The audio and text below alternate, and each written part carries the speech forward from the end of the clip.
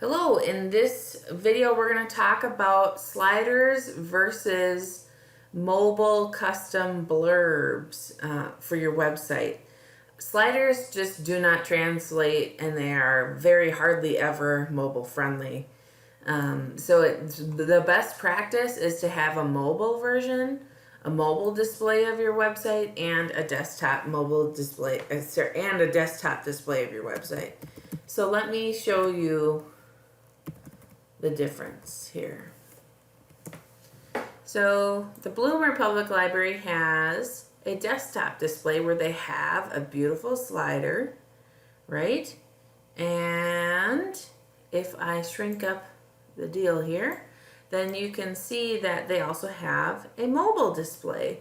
It's more simplified. There's more square images, so when you scroll down on your phone, you'll see these different squares rather than a slider. They are clear and easy to see with all the information on there. So the hard part comes with Canva.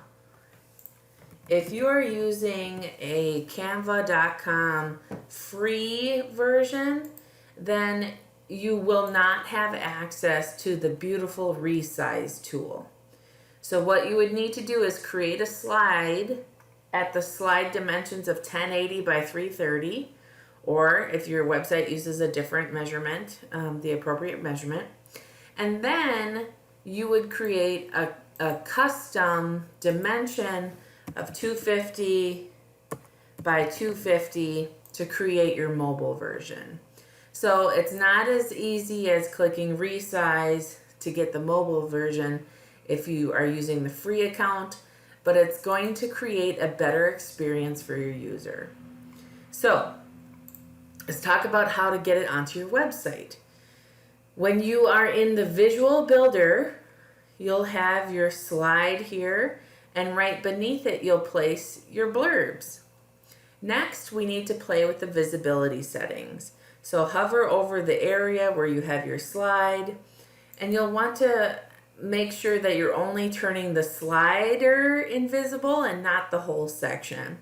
So you'll click on the gray wheel of the slider, go to advanced, go down to visibility, and you'll see that Bloomer has the slide disabled on phone and tablet. It's as easy as that. Then I click save. Next, when you have your image blurbs in here for your mobile display, you'll click on the gray wheel, go over to advanced, scroll down, and you want it to be the opposite. You want to disable it on the tablet and desktop, but enable it or have it unchecked for the phone. Let's look at the second one. Go to advanced, go down to visibility. You'll see it's enabled for phone, but not on tablet or desktop. You'll notice that when you're using the Visual Builder and you have disabled something for the desktop, it turns it gray. So that is a nice visual cue that you're on the right track. If a module is enabled for the desktop, it will appear in full color.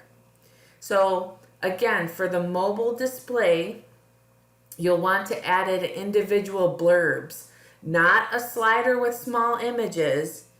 You want to add in your mobile images or versions of your slides as individual image modules rather than the slider module that has a few slides in there. Now, if you don't want to bother with creating a second visual blurb, but you have really important information, please feel free to simply add in a text module that will only display on the mobile version and put in the information that you feel is very important for your users to know.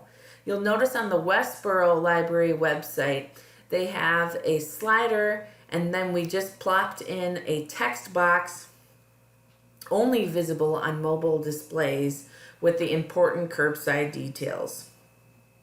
If I click on the slider, and I go over to the visibility settings, it's disabled on the phone.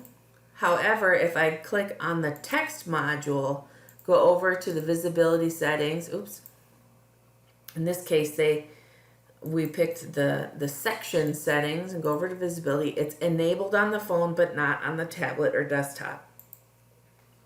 So this is a great, quick, easy way to get the same information across, but just as a text form rather than having to create two designs just like the Bloomer library does. So the Bloomer library creates a slide, and they also create a similar but smaller and appropriately sized image. Now, if you don't want to deal with that at all, a slider or creating a mobile friendly version, then I suggest you stick to blurbs. Blurbs are a module that pair an image with text. And you'll see that when I shrink the screen for Augusta, it's responsive. So the smaller it gets, it's still responsive, still looks great. The information is there, it's clickable, right? How neat is that? So again, if you don't want to bother with a full-blown slide and a mobile version, or even a mobile text information area, you can just make blurbs. And I'm going to show you what that is when I enable the Visual Builder. Remember, I just said a blurb pairs an image with text. So I'm going to click on the gray wheel, and you'll see here's the title text, right? Title text. More in-depth information, the icon that you create, and you can also link it to a page with more information. So it's getting the same job done in an easier manner. And it can be more permanent with a simplified image. So please let me know if you have any questions. Otherwise, thank you for watching the video.